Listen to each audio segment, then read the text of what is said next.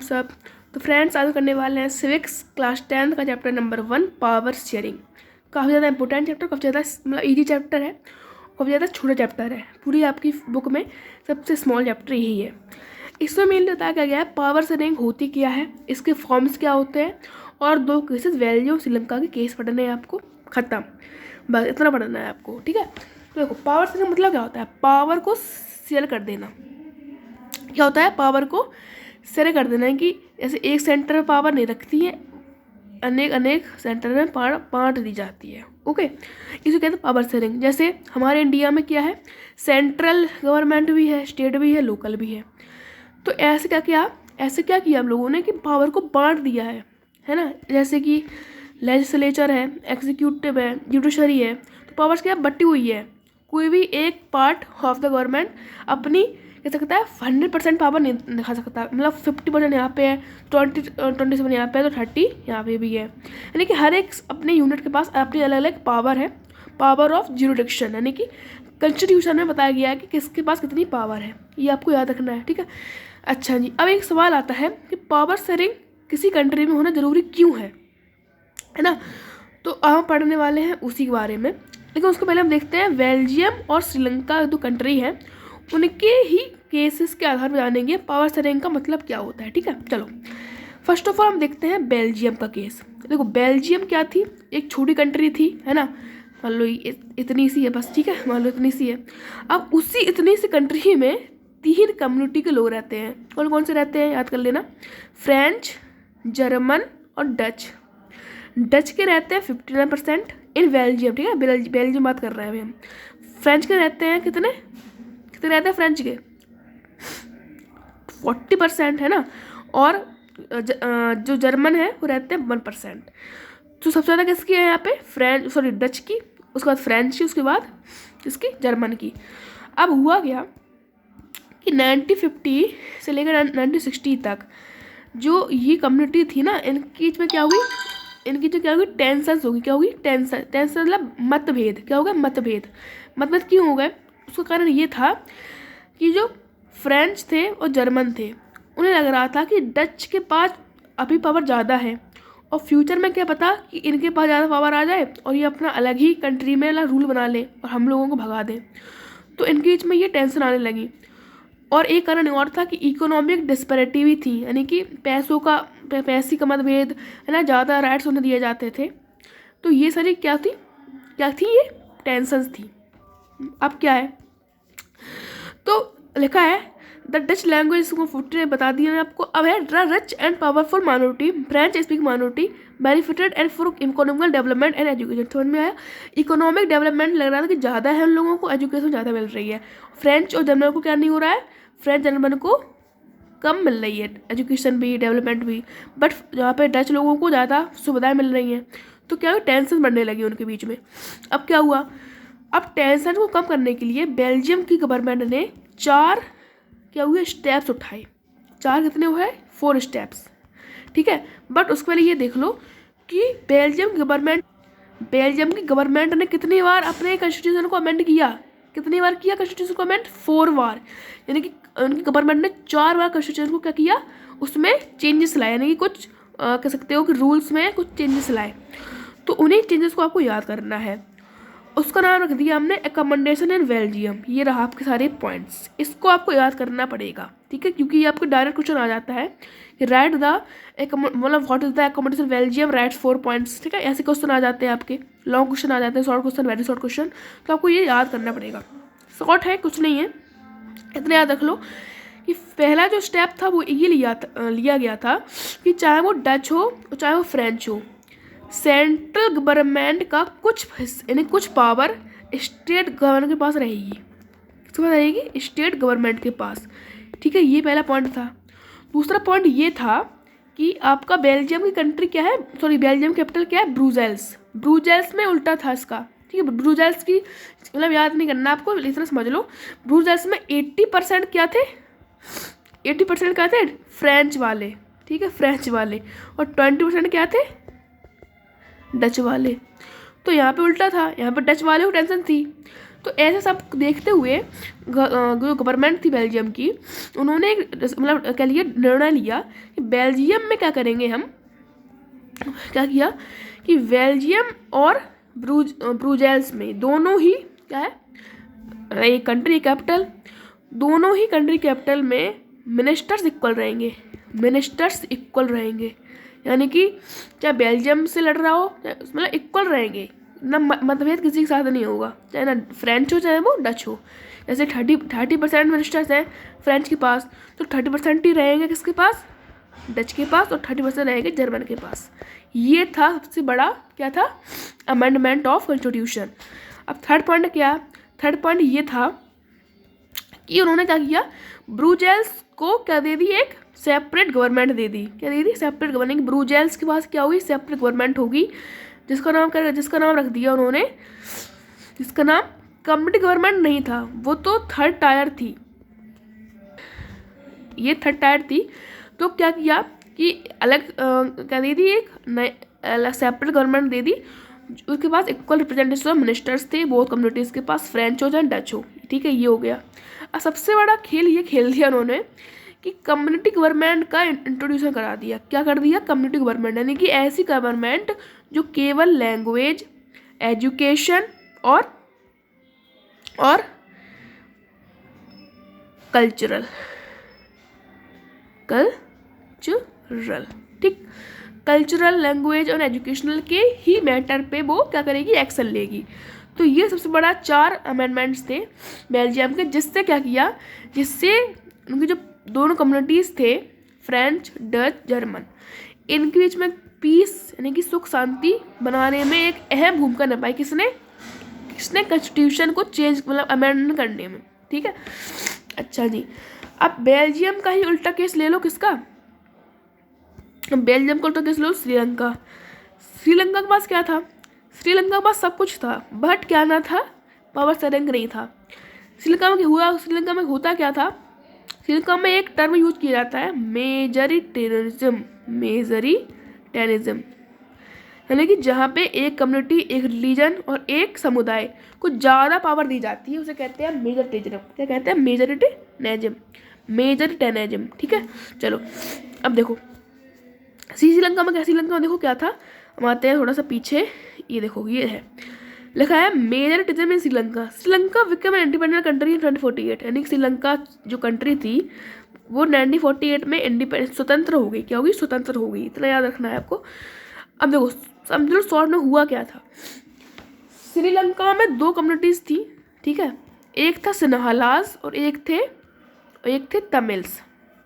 अब तमिल्स कितने, तमिल्स दो प्रकार के थे, एक थे हिंदू और एक थे श्रीलंकन तमिल्स, यानी हिंदू तमिल्स वो थे जो इंडिया से आ गए थे, ठीक है, श्रीलंका, तो उन्हें हिंदू तमिल्स हो गए, और जो श्रीलंका के थे उनके श्रीलंका तमिल्स। सिन्हालास क्या थे, वो मतलब सिन्हालास की एक वो थी रीजन थी, उसे कहते हैं सिन्हालास, ठीक है। अब देखो हुआ क्या था, सिन्हालास की जो पॉपुलेशन थी वो कितनी थी, सिन्हालास की जो पॉपुलेशन थी वो कितनी थी, बताओ फटाफट, कितनी थी, 74%, कितनी थी, 74%। वहीं पे तमिल्स कितनी थी, 80%, और बाकी के 6 और 7% कितने थे, वो थे क्रिश्चियन। कौन थे, क्रिश्चियन, ठीक, याद रखना आपको, ओके।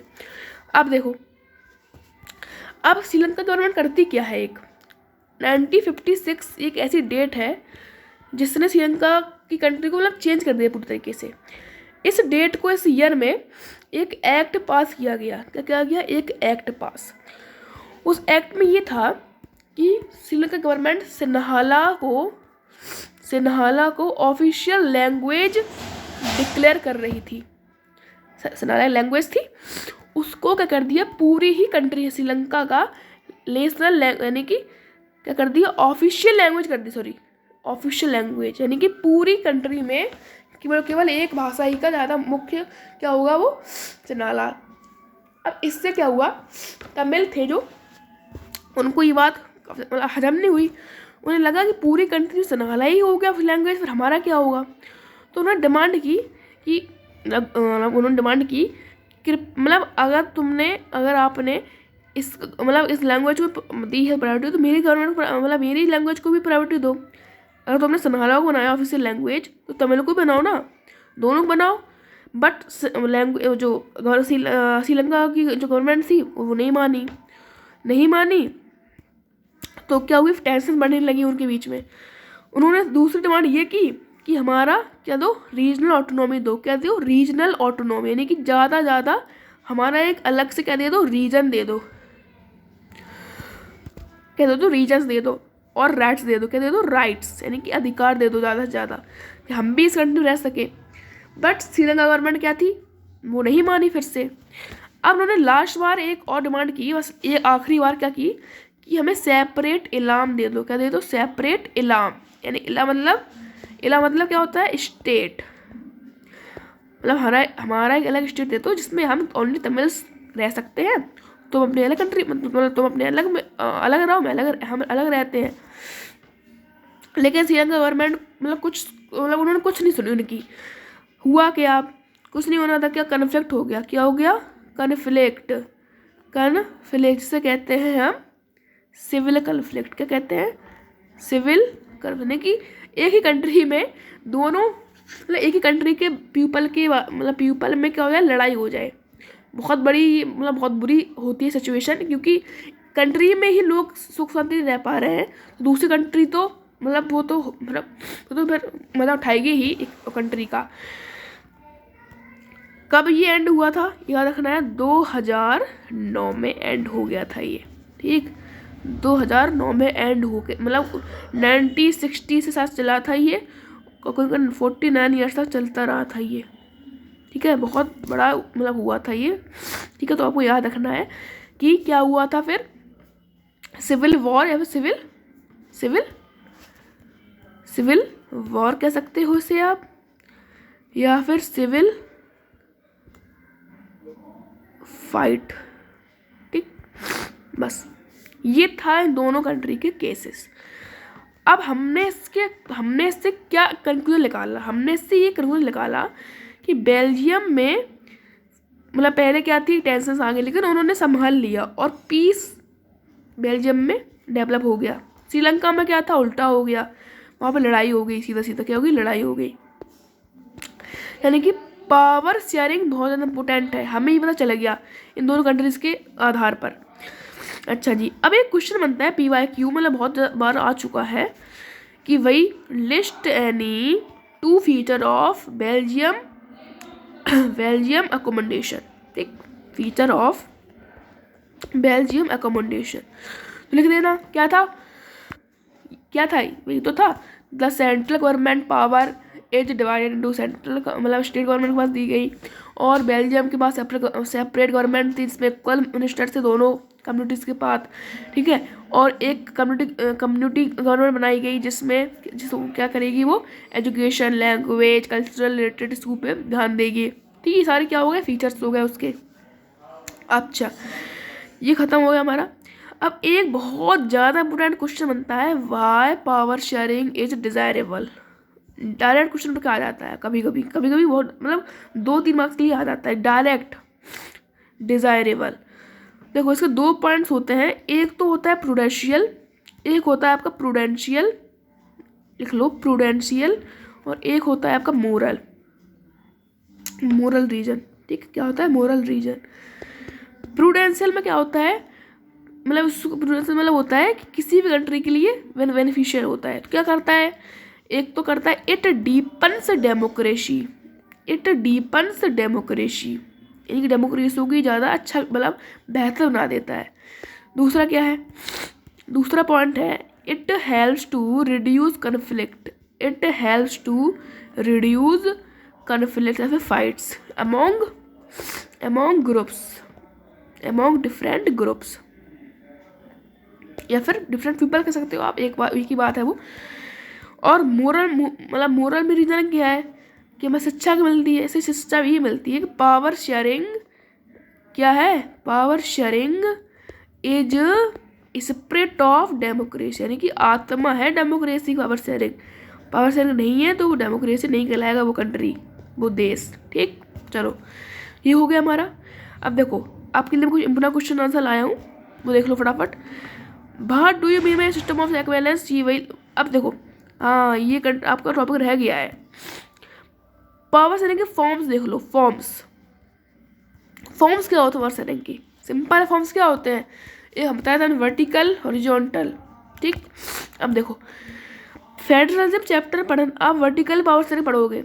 ठीक है, वर्टिकल पावर सेटिंग क्या होती है देखो समझना फटाफट। क्या पता वर्टिकल पावर सेटिंग होती क्या है? वर्टिकल होती है क्या होती है, ऊपर से नीचे ऐसी। ठीक, हॉरिजॉन्टल होती है सीधी लेटी हुई। ठीक है, वर्टिकल में क्या क्या आते हैं? लेजिस्लेशन क्या कह रहा हूँ मैं, वर्टिकल में आपके आते हैं क्या आते हैं? Central, state, local government. वहीं पे हॉरिजॉन्टल में क्या आते हैं? Legislature, executive, judiciary. ठीक, याद कर लो फटाफट ये क्या होते हैं। आ जाए what are the forms of power setting, तो क्या क्या लिखो? वर्टिकल और हॉरिजॉन्टल। तीसरा होता है अमोंग सोशल ग्रुप्स, यानी कि सोशल ग्रुप्स में पावर देखी जाती है कि मतलब जैसे कोई ओबीसी है, कोई जनरल है, कोई ट्राइबल, कोई कोई वो है कहते हैं उसे हम SC है ना, SC कास्ट है। तो इनके बीच में क्या दिखा दी पावर, यानी कि पावर इक्वल ही है इनके दो। अब क्या हो गया है, अब तो हमारी कंट्री मतलब बहुत ज़्यादा डेवलप हो गई है। तो ये तीनों क्या है फॉर्म्स पावर सेटिंग की। एक होता है अमोंग प्रेशर ग्रुप्स, आपको याद करने पड़ेंगे ज़्यादा, मतलब कुछ ज़्यादा उसमें संभालने के लिए है नहीं कि मतलब पॉइंट दिए लगे, पॉइंट को याद कर लो। ठीक है, चलो ये ज़्यादा खास इंपॉर्टेंट है नहीं, इसको एक बार देख लो तो काम हो जाएगा आपका। तो ये तुम्हारी power setting full flash video. बड़ा क्वेश्चन फटाफट देख लो एक बार आप। ये देखो और check balances, majoritarianism, power setting different speed democracy, vertical division power, country organization post में Sri Lanka, state 3 country policy Sri Lanka government, for the principle of good democracy. सारे इंपॉर्टेंट चैप्टर है। हाँ एक चीज़ और बची है आपकी, सॉरी बताना भूल गया मैं आपको। एक सेकंड रुकना आप। वो क्या याद रखना, चेक बैलेंस को कहते हैं हम हॉरिजॉन्टल डिस्ट्रीब्यूशन ऑफ गवर्नमेंट। ठीक है, याद करना, चेक बैलेंसेस को कहते हैं हम हॉरिजॉन्टल डिस्ट्रीब्यूशन गवर्नमेंट। ठीक, ओके। और अगर हम वर्टिकल को क्या कहते हैं, हम उसे कहते हैं हम फेडरल। जो हमारा चैप्टर अगला है फेडरलिज्म पढ़ेंगे हम अगले वीडियो में। ठीक है, तो बेल्जियम से क्या इम्पोर्टेंट क्या थे, ये दोनों केसेस याद कर लो फटाफट। केसेस क्या थे? बेल्जियम और श्रीलंका। ठीक है, उसके बाद पावर सेटिंग के फीचर्स क्या थे और फॉर्म्स ऑफ पावर शेयरिंग। खत्म chapter, bye bye, see you soon. 100 out of 100 आना इस चैप्टर में। तो देखो इस चैप्टर में आते हैं मोस्टली आपके MCQ आते हैं। MCQ वेरी शॉर्ट और शॉर्ट, लॉन्ग नहीं आता है। इससे लॉन्ग बहुत ज़्यादा कम चांस से आने के, केवल ये तीनों आते हैं आपके। तो बाय बाय, होपफुल मतलब पेपर अच्छा जाए। Bye bye.